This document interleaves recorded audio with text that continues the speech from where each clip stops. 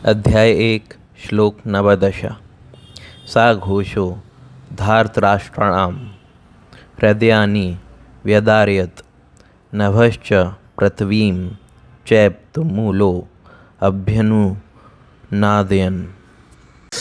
अर्थ: इन विभिन्न शंखों की ध्वनि कोलाहलपूर्ण बन गई, जो आकाश तथा पृथ्वी को शब्दायमान करती हुई धृतराष्ट्र के पुत्रों के हृदयों को विदीर्ण करने लगी।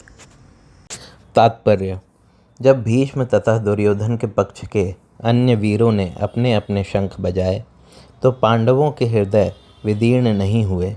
ऐसी घटनाओं का वर्णन नहीं मिलता, किंतु इस विशिष्ट श्लोक में कहा गया है कि पांडव पक्ष के शंखनाद से धृतराष्ट्र के पुत्रों के हृदय विदीर्ण हो गए। इसका कारण स्वयं पांडव और भगवान कृष्ण में उनका विश्वास है। परमेश्वर की शरण ग्रहण करने वाले को किसी प्रकार का भय नहीं रह जाता, चाहे वह कितनी ही विपत्ति में क्यों ना हो।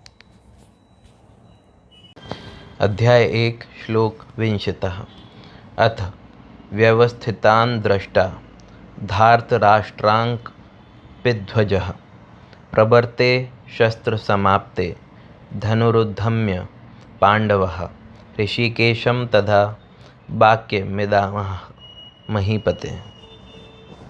अर्थ: उस समय हनुमान से अंकित ध्वजा लगे रथ पर आसीन पांडुपुत्र अर्जुन अपना धनुष उठाकर तीर चलाने के लिए उद्धत हुआ।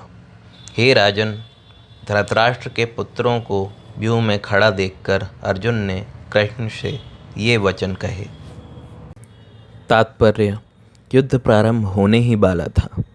उपर्युक्त कथन से ज्ञात होता है कि पांडवों की सेना की अप्रत्याशित व्यवस्था से धृतराष्ट्र के पुत्र बहुत कुछ निरुत्साहित थे, क्योंकि युद्ध भूमि में पांडवों का निर्देशन भगवान कृष्ण के आदेशानुसार हो रहा था। अर्जुन की ध्वजा पर हनुमान का चिन्ह भी विजय का सूचक है, क्योंकि हनुमान ने राम तथा रावण युद्ध में राम की सहायता की थी, जिसमें राम विजय हुए थे। इस समय अर्जुन की सहायता के लिए उनके रथ पर राम तथा हनुमान दोनों उपस्थित थे। भगवान कृष्ण साक्षात राम हैं और जहाँ भी राम रहते हैं वहाँ उनका नित्य सेवक हनुमान होता है तथा उनकी नित्य संगिनी वैभव की देवी सीता उपस्थित रहती हैं। अतः अर्जुन के लिए किसी भी शत्रु से भय का कोई कारण नहीं था।